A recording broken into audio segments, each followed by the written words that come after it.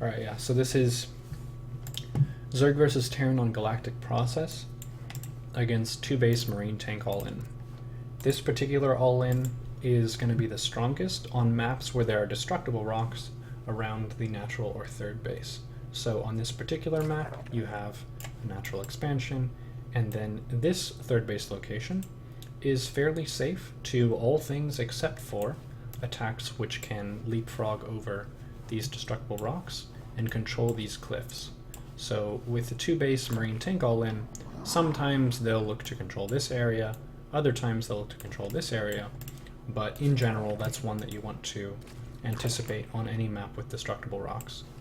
For Zerg, one way to lessen the strength of those types of attacks is to break the rocks with your Lings over the course of the match if you can. This opponent is a barcode.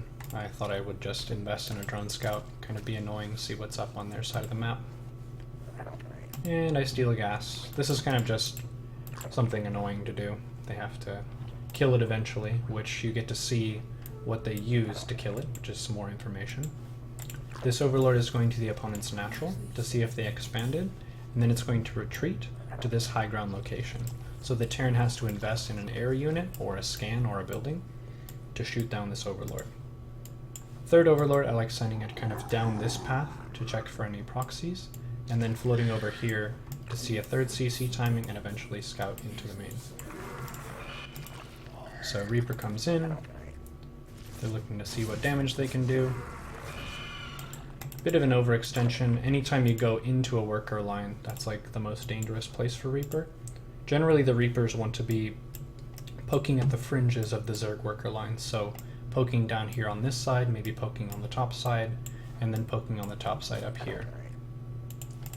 Because the Reaper died, I opted to take an earlier third hatch. That's a way of getting your production going, establishing creep at this location. Normally I would have made another queen until my Ling Speed was done, but since the Reaper died, I went over across the map with the Lings while I take the earlier third base. So with this, I kind of just deal a little bit of damage, pick off a worker, get a cancel on this. They end up having to lift the CC, which that's lost mining time. I'm mining at my natural with a fully saturated base, and their base was floating for a while. So that created a really big advantage with only 6 Lings before Ling Speed was done. So this is a really common setup for Terran. They can play off the back of this in a number of different ways, but what you can kind of tell from this is this enables tank production, this is medevac production, stim, and then reactor. So mostly Marines from here, tank from here, medevac from here. It's a good plan for this map, not super surprising. The first thing to account for with it, and I did see it with the Lings, is this Widow Mine. I'll want to get detection at my bases so I can clean up that Widow Mine. 1 spore per base is a pretty reasonable reaction. I went upgrades before lair, which means my overseer timing is going to be a little bit later than if I were to have gone lair first. This little micro scenario is of note. Whenever the mine is unloaded from the medevac, often they'll try and burrow it and then unload some Marines. Mines that are unburrowed are a lower attack priority than Marines are, so I had to right-click this mine to make sure I finished it off, rather than letting the Lings switch their focus to the Marines so the mine can fully burrow. So we deflected this pressure pretty well. This overlord is pretty important. If I didn't have vision of this overlord here, I couldn't see what's on the other side. There's smoke on either side of these rocks, so just establishing some vision above and below is pretty nice. So the opponent took pretty fast gas at their natural. This allows them to pump out more tanks and more medevacs. They're not taking a third CC, though some players will. One thing that a player could do is they could go for a 2 base pressure timing and cut these gases and these workers and build a third command center instead. And then as they're sieging some location, either here or here, they could take this third base. But this is fully all in from the Terran. They have 1 engineering bay, they're not going to go for more. oftentimes all-ins will favor fewer upgrades to be able to afford more army earlier. So one mistake that I end up making and get punished for this game is I've killed these rocks, and I have a bunch of Lings that probably shouldn't be attacking the opponent. They should be working on these rocks. You want to think about army units as employees, basically, of your fighting force, and if you hire them, they should be put to work. Zerglings never get tired, they can fight stuff all game as long as they stay alive. So I probably could have broken these rocks by the time this attack arrived. But I don't do that, and I get punished for that with this particular attack. So now they're kind of leapfrogging over. Marines and tanks synergize really well with each other. The tanks are the big hitters and the Marines are more of like support units. It's not super huge damage from the Marines, but the tanks can pick off the Banes before Ling Speed finishes.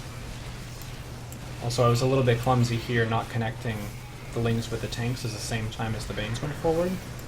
If these Lings got up to the tanks in time, the tanks would have focused the Lings before focusing the Banes, so the Banes may have been able to get some connections off. So this is kind of an icky situation now. I've lost my Banes, I do have some Lings, but this is a pretty nasty and well-rounded composition to be attacking a base. So I took a fourth base away from where this opponent was attacking.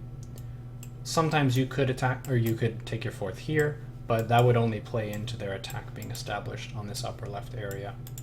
It's a slow-moving attack. They can't very quickly strike over here and then over here. They're basically going to be working their way forward every time they leapfrog their tanks up. So I'm making Lings. I have the edge of 1-1. The opponent is only working one upgrade at a time, and it's even done yet. So once I lost this base, I thought, alright, they killed my third base, but I have a fourth base up and ready to go, so I can just transfer those workers. But this would be my new third base, so I need a new fourth base. What is a fourth base that's away from the attack that I could secure? This one, and it's gold, which is great. Creep is already kind of advancing in that direction too, so I'm just expanding away from where this attack is being staged. See another Medivac coming in. One thing that I could have done a little bit better is box a small group of my Lings and have that as a secondary fighting group. Because now I have two problems to worry about. There's the first problem here, the Marine tank attack, and then there's this smaller secondary problem, Medivac with some Marines in the meat. So I split my Lings, some high ground, some low ground. Made a little bit of a mistake losing a queen there.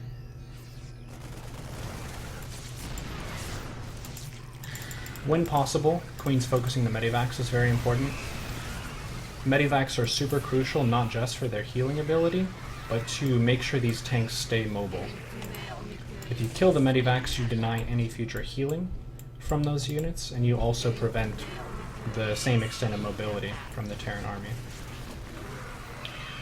So here I'm on pretty low gas count. I just have one gas in the natural. I went up to 2 gases in the main, and I haven't filled this gas at the third, and I don't really feel like I need to. Lings with upgrades are pretty effective counter to Marine tank. Banes aren't quite as good, and I don't exactly want to be making a Mutaflock just yet, because their main unit is the Marine. So just queens and Lings. Anytime these fights are happening and you're microing, often your macro will slip, so you'll notice my injects fall off here and there. And my money's gotten kind of high. Like, it's pretty high for both players. You can imagine, like, if this is a Master GM level game, if it was a competitive professional game, all of this money would likely be translated into more army. So both players would have more stuff that was happening in this area. The Terran probably could have taken a third at some point. I do have a Ling vision of that.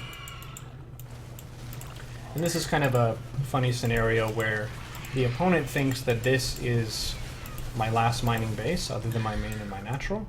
So they're kind of spamming GG. But I have this gold base. With the gold base, let's look at the income tab. I actually have a lead in mineral income. I have less gas income, but both of us have equally unspent gas. We're not quite getting value from that. Imagine too, if this 2k mineral was more Marines, I would be dead, for sure.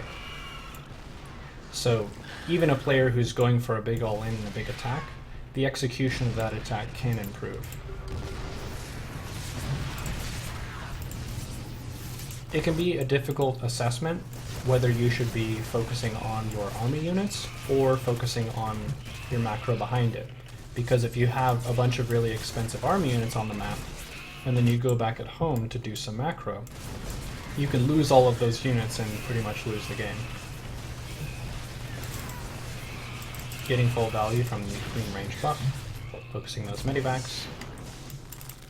And at this point, I'm in a very strong position. I have the mineral lead.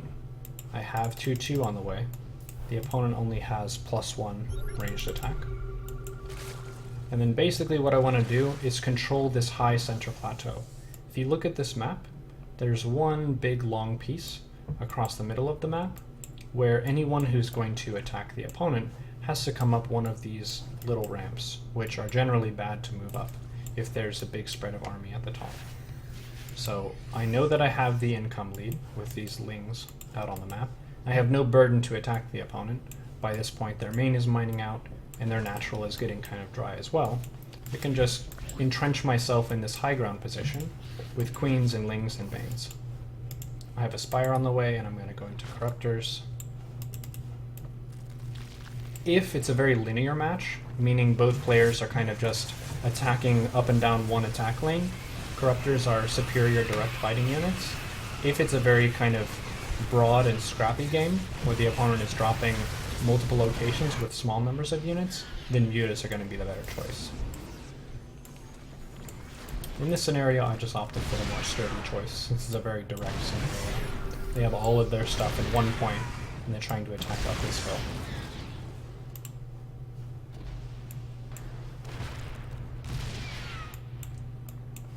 When you're trying to optimize your engagements, it's always good to aim for 2 different angles of attack.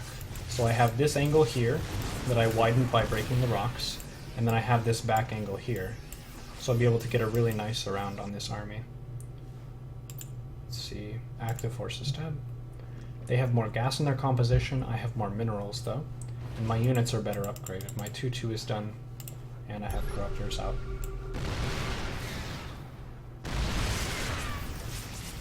And then there's the kind of final killer blow. Queen's focusing medivacs, Ling Bane cleaning up the Marines in the back, and then there isn't really a way for them to continue to reproduce their army. That's how you fight 2 base Marine tank all in, roughly.